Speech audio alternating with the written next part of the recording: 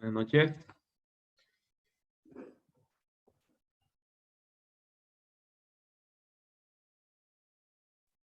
Buenas noches. Buenas noches. Bien. Eh, vamos a, vamos a comenzar lo que es el segundo parcial de la clase. Ya vimos todo lo que fue introducción a refrigeración. Primer parcial, pues, trató de los componentes principales, el funcionamiento de cada uno de los componentes, habló de los cuatro componentes principales del circuito de refrigeración. Vimos los cálculos de la termodinámica y calcular el efecto de refrigeración.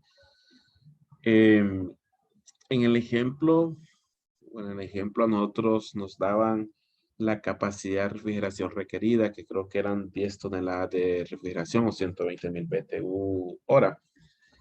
Eso es porque pues ya se había hecho un proceso de cálculo de carga, ya sea por aire acondicionado o por cuartos fríos. En el caso de aire acondicionado, los métodos de cálculo de esa carga pues se aprenden en la clase de aire acondicionado.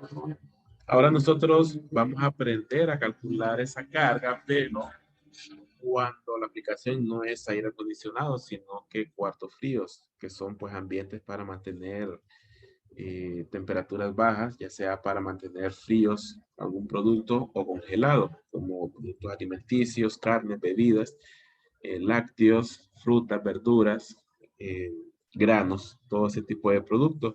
Y eso es lo que nos va a llevar al segundo parcial. Bueno, la primera parte del segundo parcial vamos a ver lo que son sistemas de cuartos fríos, cuartos, no propiamente un cuarto, puede ser un refrigerador, puede ser un freezer, puede ser incluso una bodega grande, pero se diferencia de carga térmica de aire acondicionado, que en aquel caso se calcula un efecto de refrigeración para mantener confort en un ambiente, o sea, confort para las personas, para que se sientan cómodas en cuanto a temperatura.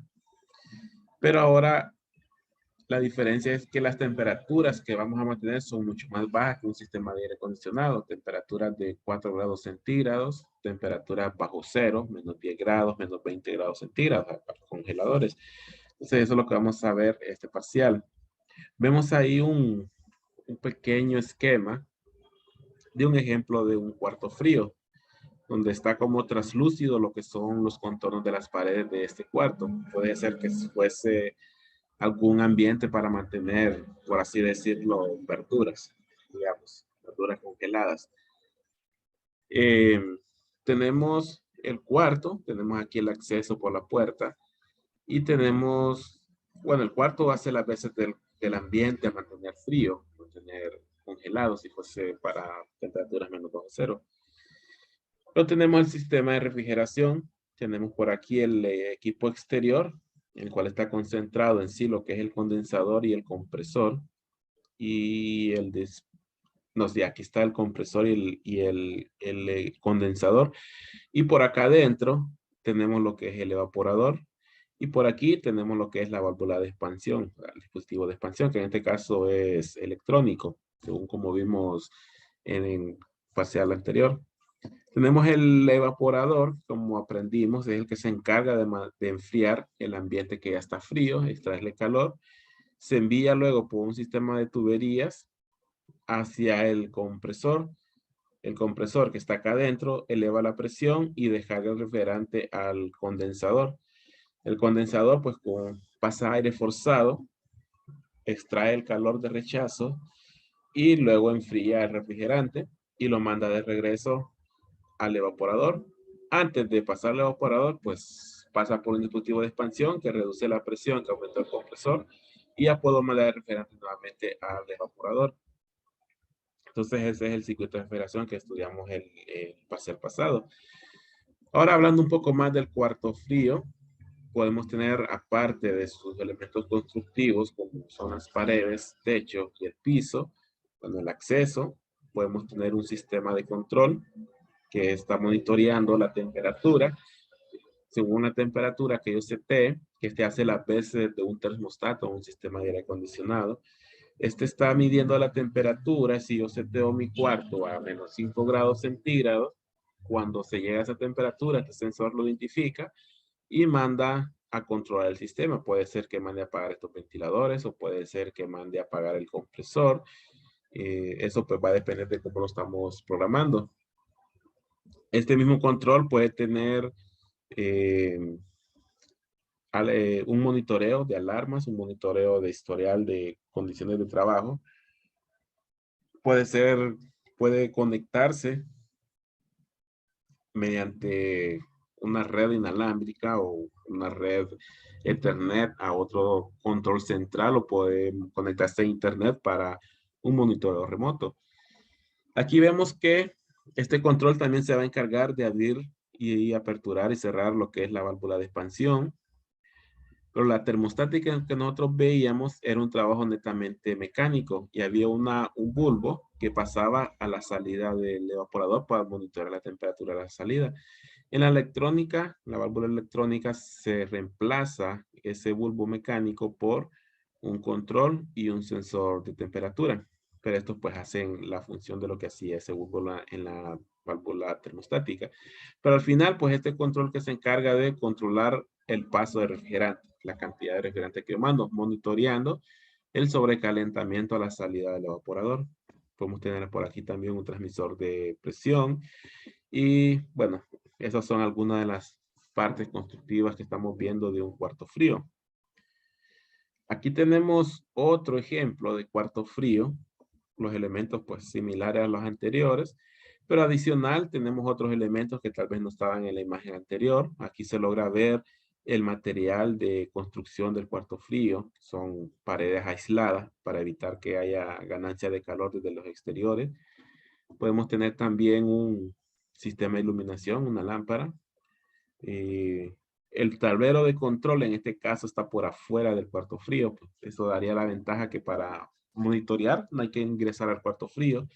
Cada vez que se ingresa en cuarto frío eh, hay pérdida de energía, similar a cuando a nosotros pues nos decían que no abramos un refrigerador muy seguido. Pues cada vez que se abre sale aire frío, ingresa aire caliente y es carga que debe evacuar el circuito de refrigeración con pues consumo energético, se representa un consumo energético. Entonces, lo mejor es que esté afuera, así no necesito entrar al cuarto frío para ver, monitorear cómo está trabajando el sistema de refrigeración. Podemos tener ver desde afuera también la temperatura en el interior, no necesitamos ingresar. Por aquí no sale, no lo veo por algún lado, pero también pudiésemos tener un sistema de alarmas que si alguien está adentro y la puerta se cierra, pueda haber por adentro algún botón de alarma y que por afuera indique con una luz o una alarma audible que alguien está adentro y no puede abrir la puerta, que puede pasar que las puertas se cierran y en cuarto frío pues es peligroso que una persona se quede encerrado. Puede pasar como en los refrigeradores, en la parte del congelador, cuando se forma mucha escarcha, que esa puerta se pega y no se puede abrir. Entonces pudiese ocurrir un caso similar. Algunos dispositivos de seguridad incluyen que para evitar que esa puerta se pegue por la escarcha, en todo el contorno de la puerta hay una resistencia eléctrica y esa resistencia eléctrica pues crea que descongela cualquier escarcha que se pueda formar en la abertura que queda entre la puerta y el marco de la puerta. Entonces, esos son algunos elementos que puede tener el cuarto frío. Bien, vamos a ver algunas imágenes. Tal vez el cuarto frío que estamos acostumbrados es el que se encuentran en los restaurantes. Pues son tamaños regulares o pequeños, de unos 3 metros por 5, como una habitación. Pero los cuartos fríos no necesariamente es propiamente un cuarto. Puede ser un freezer, como los congeladores en el supermercado, donde están el ice cream, los helados, el yogur, todo eso es un cuarto frío. Incluso donde están depositados los refrescos, los freezers, los refrigeradores, todos esos son cuartos fríos. Y podría caer por ahí también donde están las frutas, que aunque es un estante, pero es un estante que genera un ambiente frío. Este también pudiese considerarse como un cuarto frío. También los cuartos donde se genera hielo, donde se almacena hielo, que esto ya es como una más grande que un cuarto frío común de restaurante. También es un cuarto frío, incluso puede ser como una bodega. tan grande como una bodega de almacenamiento. Eso también es un cuarto frío, aunque ya estemos hablando de un edificio, como hemos dicho, ya estamos hablando propiamente de un edificio. Aquí pues otros ejemplos de cuartos fríos para almacenamiento de frutas, carnes. Incluso puede ser cuarto frío un lugar donde se procesa la carne, o sea, donde se destaza. También puede ser considerado un cuarto frío. Y este pues que es un caso común de un cuarto frío, tal vez no necesariamente para alimentos, pero puede ser un cuarto frío para almacenar algún producto o material en alguna industria que necesita estar refrigerado, algún químico. Incluso hasta en la morgue hay cuartos fríos donde mantienen pues, los cuerpos congelados. Esos pues son cuartos fríos. Entonces todo esto son cuartos fríos. Todo aquel ambiente donde yo necesito mantener frío, ya sea para proteger un producto alimenticio, una bebida, o incluso otro tipo de productos químicos, puede ser fluidos alimenticios, todo eso, donde nosotros debemos mantener temperaturas que no son para confort de personas, sino para mantener fríos o congelados algún tipo de producto. Bien, en sí el cuarto frío sería donde yo tengo el efecto de refrigeración. ¿Cómo vamos a calcular? ¿Cuál sería el procedimiento para calcular ese efecto de refrigeración o esa carga de refrigeración que es el que me va a servir para decidir de qué tamaño voy a comprar mi equipo de refrigeración?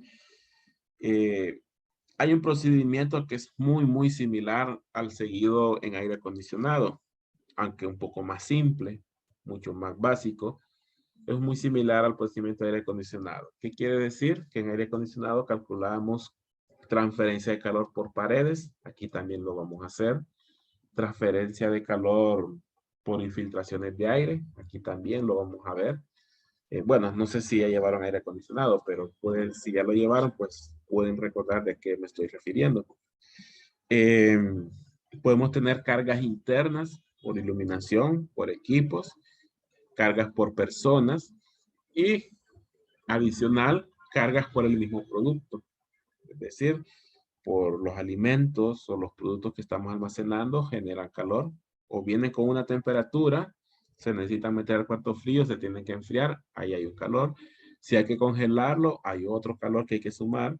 Y un caso especial son las verduras y frutas que generan dos calores, el calor por producto por enfriarlo o congelarlo, más el calor por respiración, que eso pues es un efecto típico de las verduras o de las frutas y verduras, que ya es algo fisiológico del producto, que generan un calor adicional solo por estar almacenado. Entonces todas esas cargas se suman y el total me va a dar la carga de refrigeración, hago la conversión y eso lo puedo convertir a, bueno, valga la redundancia, lo puedo pasar a BTU por hora o toneladas de refrigeración, como nos sintamos más cómodos para calcular nuestro equipo. Entonces, es muy similar el procedimiento, las fórmulas también son muy similares.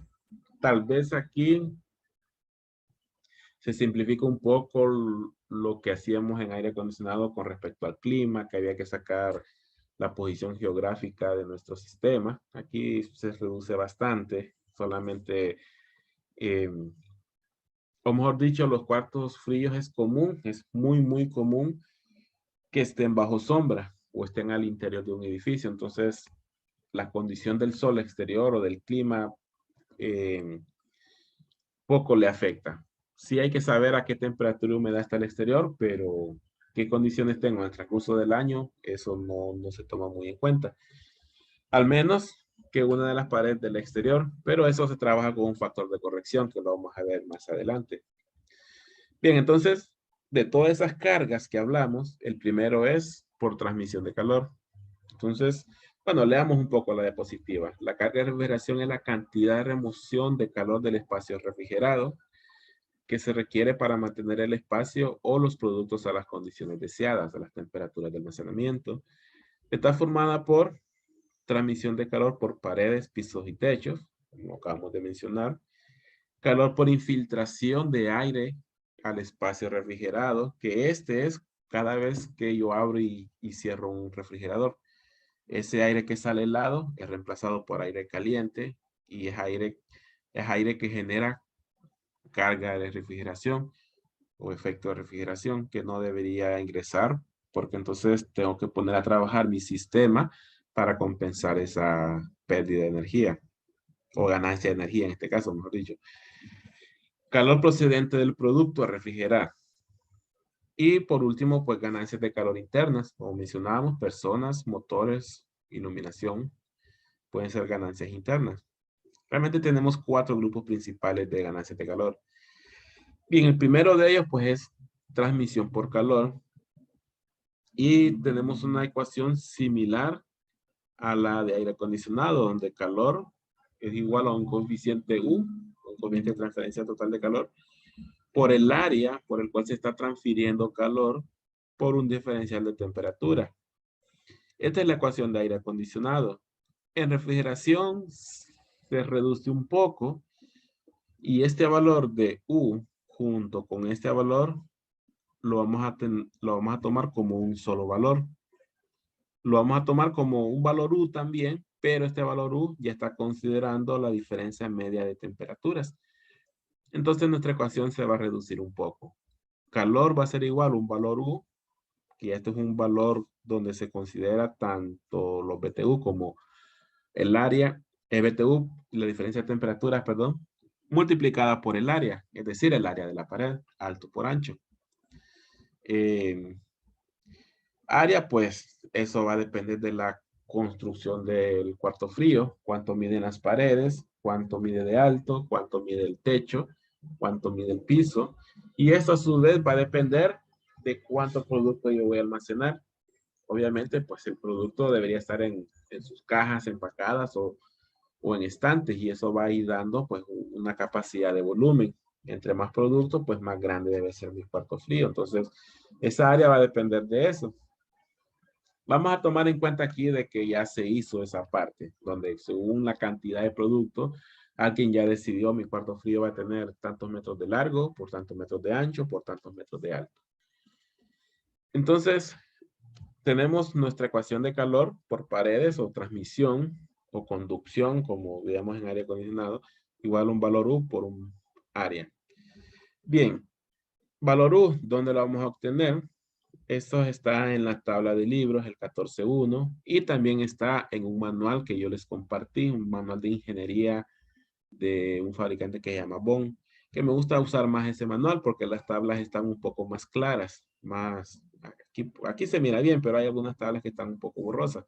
Entonces me gusta más usar el otro manual. Cuando veamos en los ejemplos, ahí vamos a ver a qué manual es el que me refiero.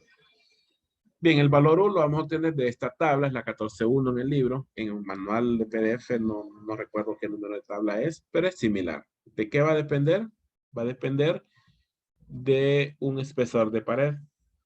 Aquí solo extraje una parte de la tabla. Sí, solo extraje una parte de la tabla de 1, 2, 3, 4 pulgadas, pero hay más espesores disponibles. Y va a depender de un valor K, que este a su vez depende del material de la pared. Es decir, por ejemplo, 2 pulgadas sería una pared de 2 pulgadas que tiene 5 opciones de material de producto, de pared, perdón. ¿Cuáles son esos materiales? Entonces nos vamos a la siguiente tabla. Bueno, aquí no sale rotulada qué tabla es. Esa está al pie de página de esta tabla, ya me acordé. Entonces los 5 productos o los 5 materiales de pared disponibles son planchas de corcho o lana mineral con un K de 0.3, fibra de vidrio, espuma de estireno, poliestireno expandido, es otro grupo de materiales.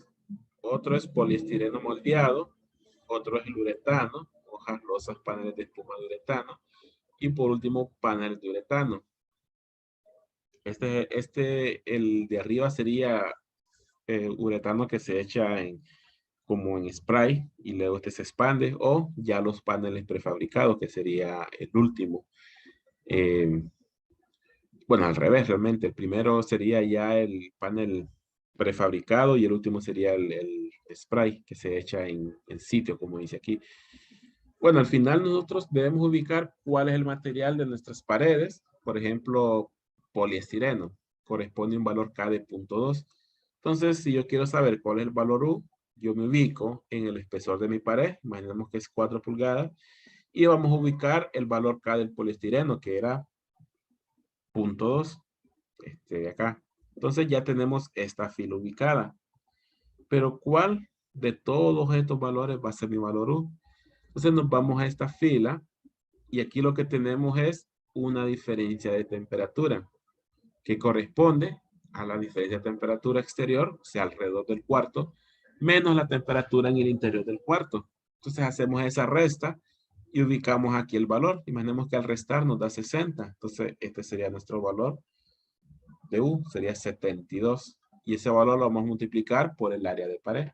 Y aquí no hay que hacer distinción de la pared si es al norte, el sur, este, oeste, porque no hace referencia a la orientación. Siempre que el cuarto frío y todas sus paredes estén en sombra, o sea, estén en el interior de un edificio. Entonces, así vamos a obtener, cuando veamos el ejemplo, los valores de U para encontrar el valor de calor por transmisión a través de paredes. Después vamos a ver esta la parte de ejemplos. Bien. Bueno, en el libro también hace algunas recomendaciones, pero este aplica más para los climas de Estados Unidos. Entonces, pero normalmente común que nuestras paredes de cuarto frío sean 4 pulgadas, 6 pulgadas. Entonces, nos podemos remitir a esos espesores por default, 4 y 6 pulgadas. Bien, todo lo que vimos en la tabla anterior aplica para paredes, bueno, incluso techos también, que están al interior, o sea, quedan en sombra. Pero ¿qué pasaría si una de las paredes da al exterior? O sea, que sí tienen efecto del sol, sí les da el sol en algún momento. Para ese caso, lo que hacemos es que aplicamos un factor de corrección. Ubicamos primero hacia qué lado está orientada la pared y luego ubicamos de qué color es esa pared. Por ejemplo, si es pared oscuras, si son paredes intermedias o si son paredes blancas. Lo más común es que los cuartos fríos sean blancos porque su factor de corrección es menor. Este factor lo que hacemos, ¿cómo lo aplicamos? Es que en el anterior vimos que nosotros debemos ubicar un diferencial de temperatura y utilizamos de ejemplo 60. Si nosotros estuviésemos con una pared al exterior y ubicamos con una pared al este y una pared blanca, ese valor de 4 se lo vamos a sumar a estos 60 que nos dio aquí. O sea que ya nuestro factor no sería 0.72, estaría más cerca de, perdón, no sería 72, estaría más cerca de 78 porque quedaría 60 más los 4 grados de corrección solar, estaríamos en 64. Entonces ya nuestro factor sería cerca de 78. Posiblemente se ande ahí por 77, 76. Habría que interpolar. Bien, entonces ahí tenemos lo que es el procedimiento para ganancia de calor post transmisión. Y lo vemos, es mucho más sencillo que en aire acondicionado. Se reduce bastante. Normalmente los cuartos fríos es un cuarto de 4 paredes y un techo. No hay construcciones muy complicadas como en aire acondicionado, que puede tener un edificio con un montón de oficinas, un montón de cuartos en el interior. Aquí no, normalmente es un cuarto y ya, para el cálculo. Bien, entonces eso es ganancia de calor por transmisión. Y vamos a ver el siguiente. Según el listado que vimos, va pasando un camión por acá enfrente. El siguiente es carga de calor por infiltración, que es, bueno, como mencionamos, es cuando se abren los cuartos fríos, los refrigeradores, sale aire helado y se reemplaza por aire caliente. O cuando están cerradas las puertas, aire que infiltra por las aberturas, por los espacios que forman entre el marco y las puertas. Entonces, esa infiltración, para saber cuánto calor tenemos por infiltración, debemos saber, uno, cuánto volumen se infiltra. Y dos, cuánto calor por cada pie cúbico infiltrado se gana por infiltración. Se multiplica, se obtiene el valor total de infiltración. Entonces, primero tenemos que calcular cuánto volumen se infiltra en nuestro cuarto frío. Y tenemos esta tabla. Bueno, no, le corté aquí donde decía el número, pero sigue en el orden del anterior. Está en el libro y está en el manual de PDF que les mencioné. Primero tenemos que saber cuánto volumen se infiltra. Vamos a ver en el libro o en el PDF que hay dos tablas. Una para cuartos fríos almacenados menores a 32 grados y cuartos fríos con almacenamiento mayor a 32.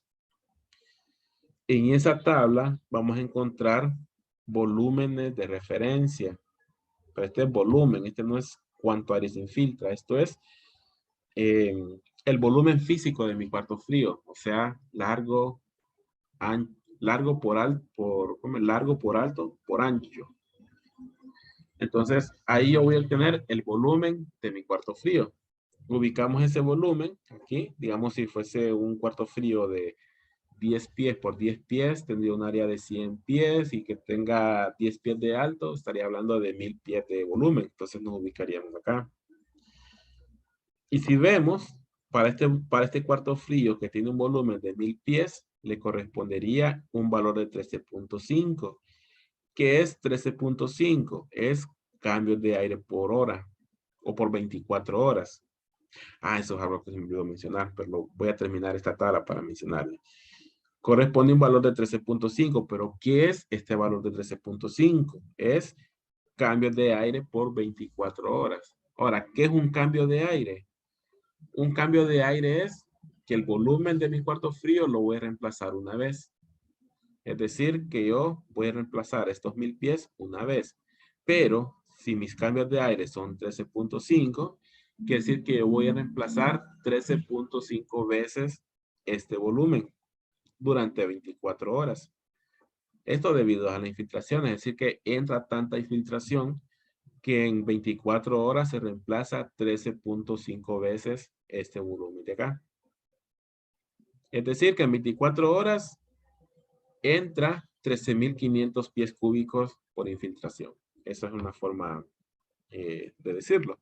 Entonces, ese es el concepto de cambios de aire. ¿Cuántas veces yo reemplazo el aire contenido en un espacio durante un tiempo determinado? En este caso, 24 horas.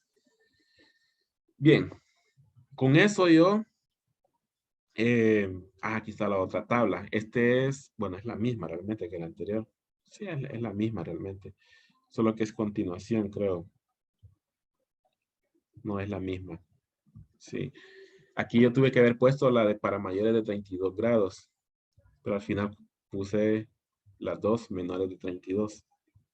Bueno, eso con el ejemplo lo vemos. Entonces, para 1000 pies cúbicos, que sería el volumen de mi cuarto frío, yo tengo 13.5 cambios de aire cada 24 horas. Eso me daría un volumen de 13.500 pies cúbicos cada 24 horas.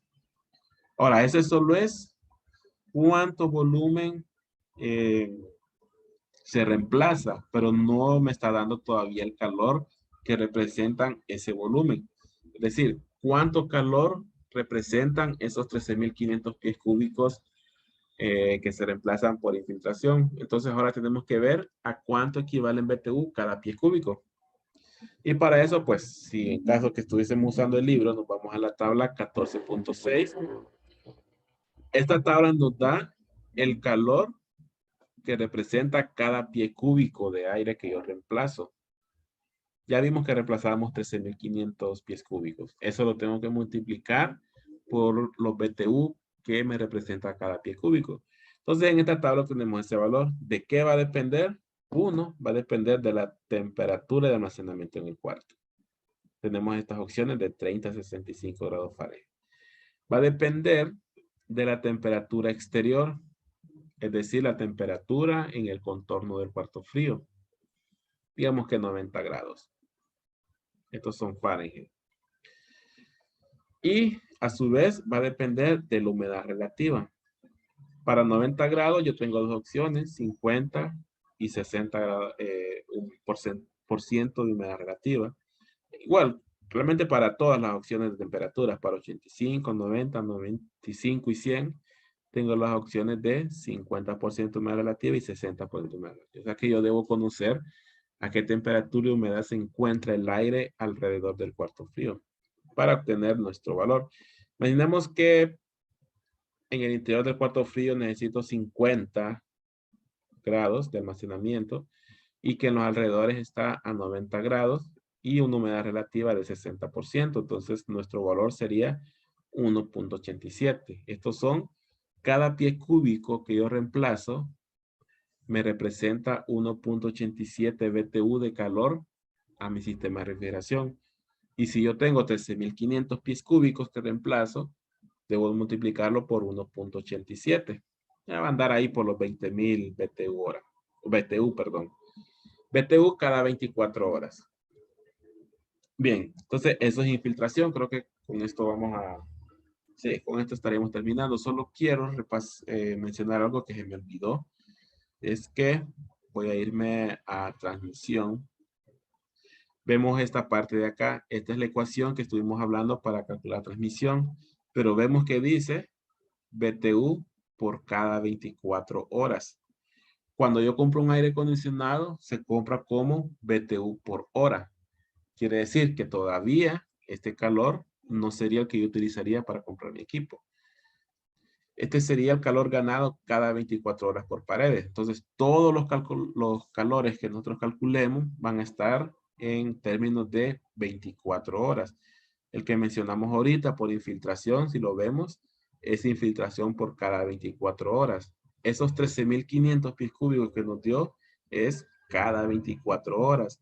Quiere decir que el calor que calculamos con esta tabla que anda por los 20.000 BTU es cada 24 horas. Y así vamos sumando todos los calores cada 24 horas. Vamos a ver el calor por producto cada 24 horas y luego los calores por persona. Luego de sumar, vamos a tener que hacer una conversión de BTU cada 24 horas a BTU por hora. Pero eso se hace hasta el final. Por ahorita, pues ya vimos, mejor dicho, cómo se obtienen calores por transmisión, calores por infiltración. Vamos a ver el examen quedó... No, el examen lo hicimos ayer. El examen, es que estoy confundiendo con bombas. El lunes vamos a ver carga de enfriamiento de producto, carga de enfriamiento por personas, por equipos, y vamos a hablar de la carga horaria. Y ya con eso pues vamos a poder hacer ya cálculos de efectos de refrigeración y después selección de equipos. Sí. La otra semana nos llevaría a eso y la siguiente vamos a ver dimensionamiento de tuberías de cobre. Entonces vamos a terminar por aquí hoy. Creo que avanzamos bastante. Vamos a continuar el lunes. No sé si hay alguna consulta. Se me olvidaba. Ya si tienen los grupos, váyanmelos enviando. Si lo pudiesen enviar de aquí al fin, mejor, porque así el fin de semana trabajo en ordenarlos en grupos y para que ya la otra semana poderles ir asignando los proyectos. Proyecto, pues es un cálculo de carga, es este cálculo que estamos haciendo ahorita.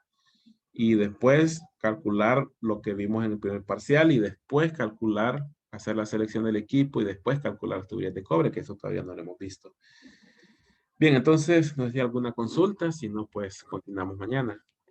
¿De cuántos los grupos? Disculpe. Vi que no me acuerdo si quedamos de 5 o 6, creo que quedamos máximo de 6. Creo que saldrían como 3 grupos. Ah, bueno, gracias. Bueno. Bien, entonces nos vemos el lunes. Buenas noches. Buenas Buenas noches. noches. Buenas noches.